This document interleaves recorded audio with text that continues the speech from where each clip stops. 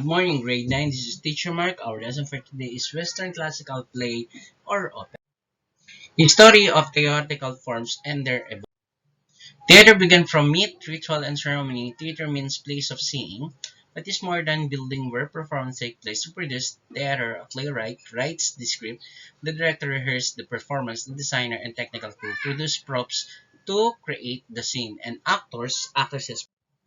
So in ancient theater, in Greek theater, European theater began in ancient Greece. It begins around 700 BC with festival honoring their many gods. These are the example of Greek theater. So the three well-known Greek tragedy playwright is Euphrates. Euphrates. Experience, trade, travel, these are the education themes. Also, is desire to learn something useful. Sophocles. Memory is the mother of all wisdom. Ezekiel's. And the theater of ancient Greece consisted of three types of drama. Tragedy, it is a compound of two Greek struggles and goat. Ode, meaning song, referring to goat sacrifice to Dionysus before the performance or to goat skin worn by performer. In Greece, tragedy was the most admired type of play. It dealt with tragic events and have an happy ending. In comedy plays, Aristotle, who wrote most comedy plays, out of these 11 plays, Lysistrata survived, a humorous tale about a strong woman who led female coalition to end disgrace. He also wrote Cyclops, an adventure. Satyr play contains comic elements to lighten an overall mood or serious, plays with happy ending, displayed and next. Ancient theaters terms theater building were called theatron. Theater, a large open-air structure constructed on slopes of hill consisting of three main elements: orchestra, skin, and audience. Orchestra is a large circular rectangular area center part of theater where the play, dance, religious rites, and acting took place. Theatron being placed on the slope of a hill, skin stag, parados, and sides entrance. These are look like the Greek theater. So this is the actual scene of the Greek theater. So the Roman theater. Theater ancient Rome started in 3rd century BC. It had very interesting forms like festival, performance, street, and theater. Other than in Greek they are focusing on their god, but the Roman culture is it intense energizing effect on Roman theater. So Roman theater, according to Roman historian, Roman drama began the place of Livius Andronicus. Later had great influence on Roman theaters too. Triumvir Pompey was one of the first permanent non-wooden theaters in Rome, structure in similar to one of Athens. So this is the actual form of Roman theater. So this is a theater of Pompey. The usual themes of Roman theater plays were chariot race. Romans loved good spectacle. Comedy plays were also popular in Roman theater. So this is the chariot, gladiators. So medieval theater, while in medieval they are not allowed throughout Europe to keep the theater alive, entered through the denounced by church. They travel from one to town another as a puppeteer, jugglers, storytellers, and dancer singers, and other theatrical acts. Eventually, some plays were bought outside the church due to their portrayal of devil and hell. Example of this kind of play is Master Adam of Mystery of Adam. The story revolves around Adam and Eve, ends with devil capturing, bringing them to hell. Over the centuries, the play revolved around the biblical terms from the story of creation of the Last Judgment. So these are the illustration. So this is the major.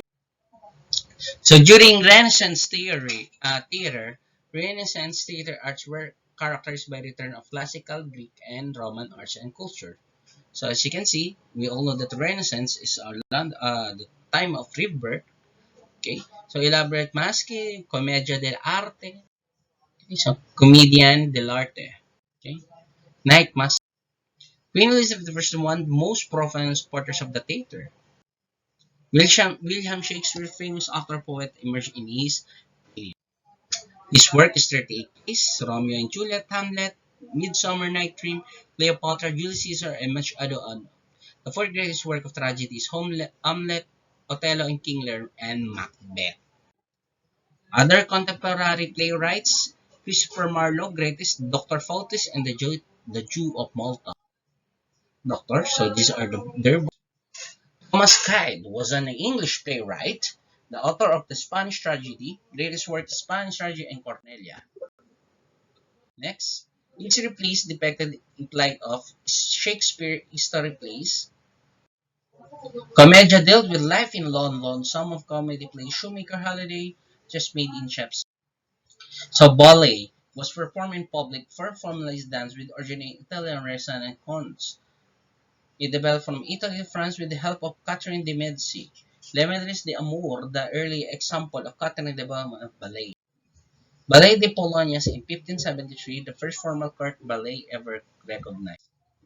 So these are the theater for ballet. Baroque theater, the theater of the Baroque period is marked by use of technology, Broadway and commercial plays, in which character gods were finally able to come down from the heaven, rescue hero in dangerous situation. So these are the teatro for regio intern of Baroque theater. Neoclassical theater is the neoclassical period was movement where the style of Roman Greek societies theater was characterized by its grandiosity, costume, and scenario were highly elaborate. So the concept of decorum, meaning right and proper audience behavior, was applied in the period which when classical concept operates social behavior must observe. Tragedy portrayed of complex, faithful lives of the upper class and royal. Comedies which were public discourse and comedies of manner tended to focus on lower ranks of society. So in 18th century, neoclassical theater is this in Moscow. Three playwrights, Pierre Corneille was often called the father of French tragedy. Major work, Jean-Baptiste de Colin, known for his comedy major Truffet and Misanthrope. Jean Racine was tragic beloved for his simple approach to action and divisive rhythms, Adromachi and Pead. About the classic theater, the first spotlight was used in US during the period was called Limelight. The Theater Regulation Act is banned drinking in legitimate theater. Romantic theater, during the Romantic melodrama operas became the most popular theatrical forms. Melodrama originated from French word melodrame, which is derived from Greek melos, music, and French dram, which is derived from Greek dran, to perform. Opera is an art which singers and musicians from dramatic work combination of libretto, acting scenery costumes, elements from theater. Romantic playwright Victor Hugo, considered as one of the greatest best-known French writer. Victor Marie Hugo, major work Les Miserables. George Bizet, the first company pianist and best known for his opera. His major work is Carmen, Le Pretes Operata, Don Corpocope, and lots more.